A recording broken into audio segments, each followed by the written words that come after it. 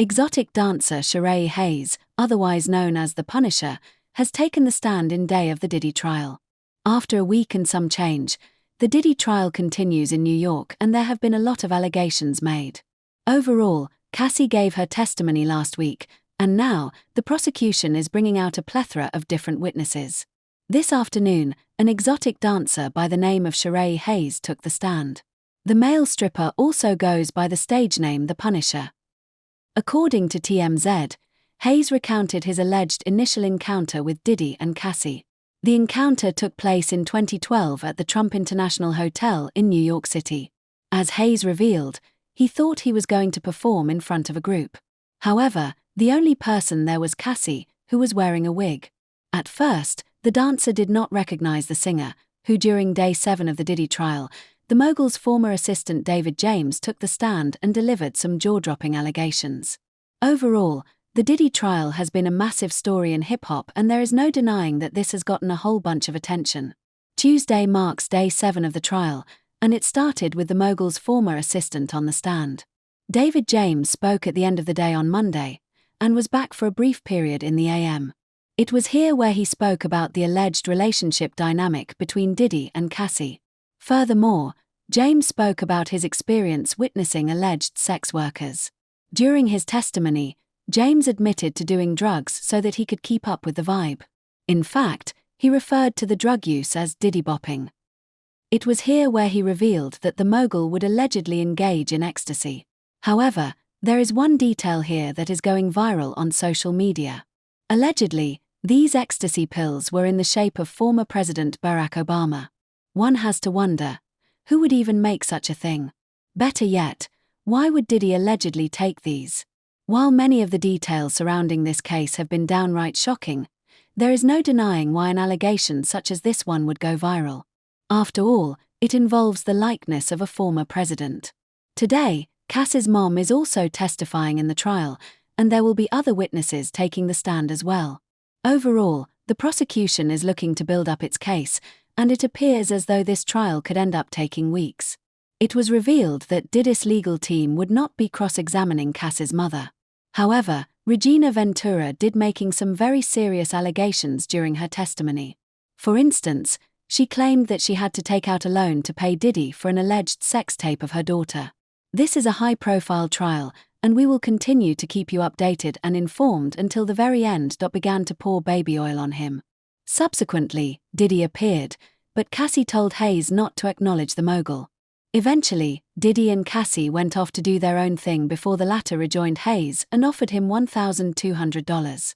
The dancer says he was booked about a dozen times and it was only a few bookings later that he realized he was performing for Cassie and Diddy. This is because Diddy was allegedly wearing a face covering, while Cassie wore a wig. Sean Combs, photographed in his NYC studio in 2001. Throughout the testimony, Hayes also alleged that Cassie and Diddy would offer him drugs. Moreover, he explained that the encounters would last for hours.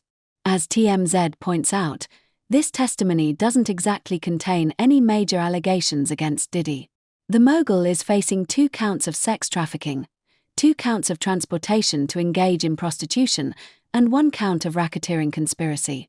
Overall, it does not appear as though Hayes' testimony speaks to those allegations. Cassie's mom is the latest person to testify in Diddy's ongoing criminal case as witnesses continue to take the stand.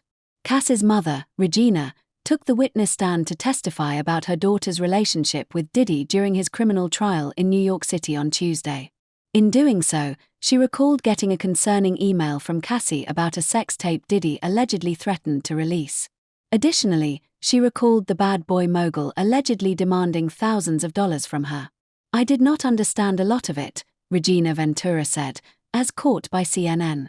"The sex tapes threw me. I did not know the other person, but knew that he was going to try to hurt my daughter."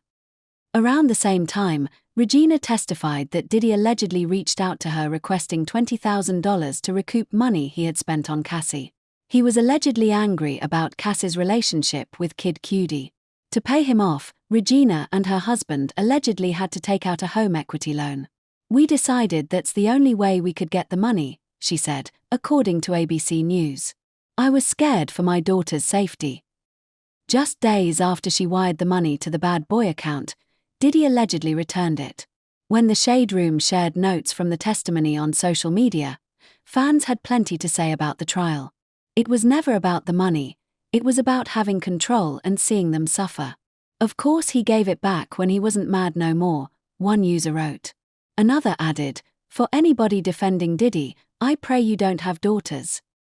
50 Cent has even weighed in, sharing an AI-generated photo of himself with the caption, "He only made Cass's mom take out a home equity loan to pay $20K for him to not put out sex tapes. Free itty bitty Diddy. Lil wait, is that legal?"